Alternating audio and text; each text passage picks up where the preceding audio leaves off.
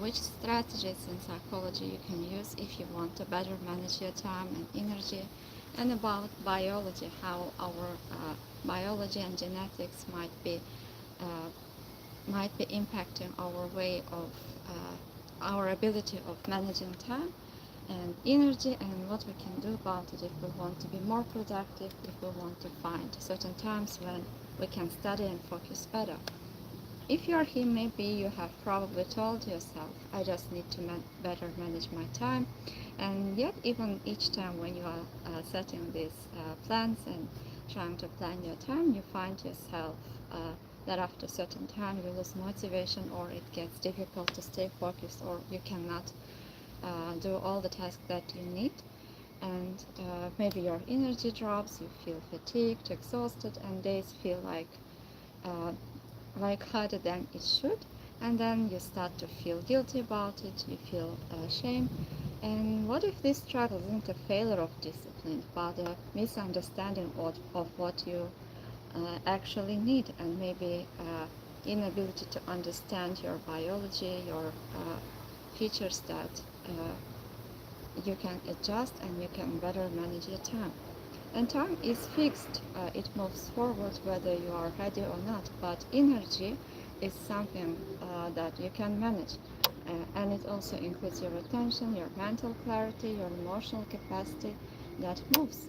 It rises and falls, fluctuates, and responds to your body, your environment, and your experiences. And uh, this means that if you can adjust these factors, you can also adjust your time better. And when you try to force constant output from a system that is designed for it, you don't just lose productivity, you start to lose connection with yourself. However, the good news is that it's never late to understand yourself better, to learn to love yourself, to be compassionate towards yourself, and to better manage your time and energy. And sustainable performance isn't built on pressure, it's built on awareness, understanding, flexibility, and this ability to adjust these factors that are contributing to productivity, and to learn how to respond to yourself in a way that actually works. And from that place, something would start to open, not just better performance, but a different relationship with the way you live and you work and you relate to yourself. And notice what's happening right now inside of you, and don't try to fix it, don't try to change it. Just notice, maybe you have certain thoughts that you are saying, I have tried this before but it doesn't work, or maybe anxiety is arising, or frustration, exhaustion is arising. And try to stay with that feeling or the thought that you have at that time. And maybe you have certain thoughts that I'm behind, I should be doing more, I'm wasting my time here. And these feelings, maybe it's a pressure, frustration, maybe even a feeling of guilt. And these sensations in your body, maybe you feel tension, fatigue, restlessness. Instead of pulling them into those, see if you can take a small step back and just try to remind yourself that you are enough. And thoughts, for instance, that you are behind, or you are not productive enough, it's not a command, and they they they shouldn't, like, if you are being pulled by these thoughts or being impacted, remind yourself that you don't have to follow their command. It's just a sentence, it's a mental event, and that your mind is producing. And when you create even a little bit space from the thought, something will change. And when you spend your energy fighting your own feelings and saying sentences such as, I shouldn't be tired, I need to focus right now, you're actually draining the very energy that you might have used to create, to love, to contribute. And therefore, instead, you can try replying to these thoughts, responding to these thoughts, and saying, okay, this is a low energy moment right now. Maybe I feel tired and it might be difficult for me to concentrate, but this doesn't mean that it will be this way all the time. And instead of trying to argue with yourself or criticizing yourself, you can simply let these thoughts be here and accept that your emotions, your energy levels are fluctuating, and just take one step that might help you to refresh, to reset, to increase your energy. And ask yourself, what's the smallest doable step right now? Maybe it's taking a walk, maybe it's speaking to someone, or listening to music, drinking coffee, anything that helps you to relax, to reset. And the most, not the most productive step, just one next step. And you are not trying to overhaul your life, you are adjusting processes moment by moment. And instead of thinking about all the things that you need to do during this day, and try to do the first smallest step that you can take at that moment. And the first step might be thinking about what's important for you.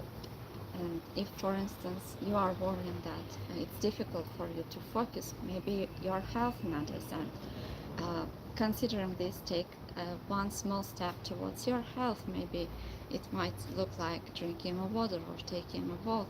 Maybe it's showing up with focus. Maybe it's taking care of your health, and maybe it's being or learning or building something meaningful. And if this is your peak energy window, use it for what matters most. Because for everyone, there are certain times when people can focus better. According to biology, some people can focus better during the early mornings, but for the others, their mind works better during the night. So noticing those moments when you can concentrate, focus better, when you have more energy, and using them to create or to do tasks that require a lot of cognitive load, can create more productivity or better engagement and work, rather than trying to force yourself or pressure yourself to work during the times that do not work for you, for your physiology, for your biology or genetics. And you don't need to eliminate anxiety or delete anxiety before starting any task, before starting to move forward. You don't need perfect focus to begin, and you don't need the day to be ideal. And for instance, go back and try to notice at times when you are procrastinating, or you stop doing things that are important for you. What's happening during those moments?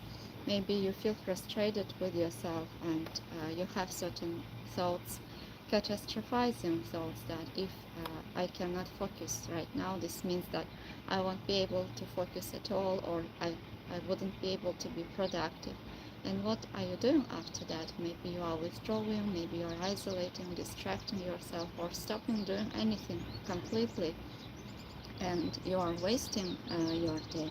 So instead of commenting on experiences or physical sensations that you have at that moment, and instead of using all or nothing thinking, try to relate to these thoughts differently. These thoughts mean that you care about your health, you care about your performance, you care about your career, and deriving from there, ask what's the smallest possible step I can take, even if my energy levels are not um, at the peak right now. So maybe you can try doing tasks that don't require so much energy at that point, and once you rest, you would notice that energy levels, concentration levels has changed, and then you can shift into something that requires more energy. So instead of withdrawing completely or stopping doing certain things completely,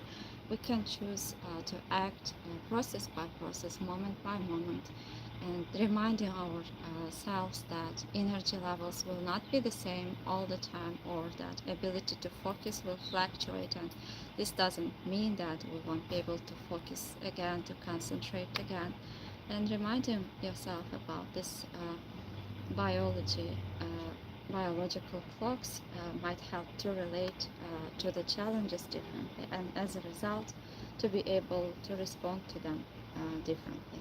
There were several researches conducted in the field of chronobiology, and the scientific study of biological time, the rhythmic processes that are built into every cell of living organism, and that considerably affects physiological and psychological functioning.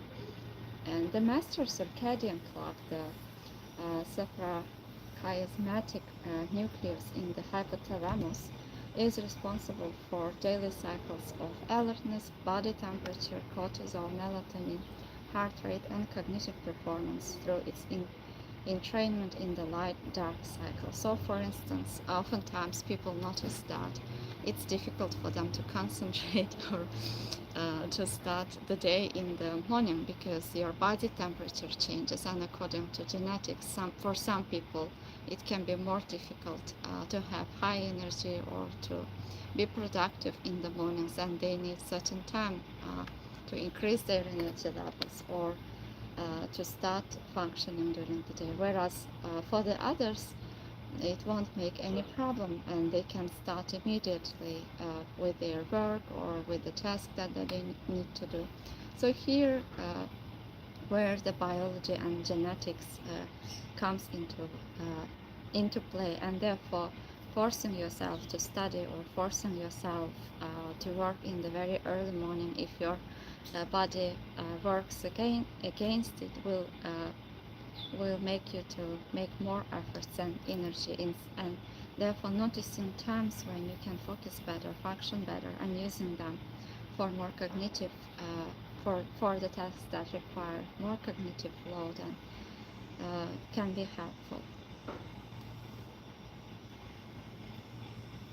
So there are several types of chronotypes that we've started to mention and to discuss.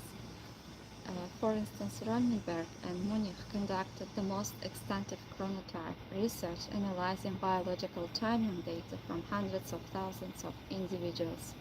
And they found that chronotype is the person's biological tendency toward earlier or later timing of circadian rhythms, following a normal distribution in the population. And if, for instance, most of people, around 60%, have normal these cycles and they can function during the day without the problem, but for around 20% of them, they can function better early in the morning, and around 20% of the rest people can function better during the night. And also, according to age, this ability to concentrate, focus, and function changes. For instance, for adolescents, they can better function during the day or at night. However, as you are aging, you again turn back into as if you are becoming as if a kid, and then morning you will be waking up earlier, and it will be more difficult for you to stay awake during the nights. So you are not doing anything wrong if you are having concentration and focusing challenges during different parts of the day, and nothing about it means that you are lacking discipline or motivation. What the research shows is that your body has its own natural rhythm, and sometimes the world simply asks you to function against it. For instance, imagine if a person is a night owl, and if they can function better at night, if you will force them to wake up very early and to start doing tasks that require a lot of cognitive function in the early morning, this will be extremely difficult for them. And if you notice that your energy, focus, and clarity comes more naturally at certain times of the day, it's important to have information about it, not something that you need to fight against, but something you can understand and work where possible. And even small adjustments like scheduling demanding tasks closer to your natural peak time or giving you permission to ease into mornings can begin to shift how you experience your day, and it also will change the way you relate to yourself. If before you were blaming or constantly criticizing yourself, this can help to create momentum, motivation, and your confidence would increase. As a result, your performance, your productivity might increase. So there are, within circadian day, Peretz Levis and Nathaniel Kleitman research found that approximately 90 and 120 minutes escalations of higher and lower cortisol alertness throughout the waking hours. And during the high phase, prefrontal cortex activity is elevated, attentional resources are robust, and complex cognitive processes flow with relative ease. And during the low phase, the brain signals genuine recovery needs through reduced alertness, yawning, distractibility, mood fluctuations, and the high performance implication that 4 to 5 9 minutes of deep work cycles per day, aligned with the ultradian high phases and separated by resting recovery during low phases, produces significantly more total high quality output than 8 hours of forced continuous work that override these biological signals. So what does it mean for us? That if you will be able to find suitable time for yourself, and if you would use these times accordingly, this might play considerable impact on the way you work, on your productivity, and this might help you to be more successful and more productive. I hope that this session was helpful. I tried to highlight main research, some certain psychological strategies you can apply to understand what might help you to better manage your time, to be more productive, more successful.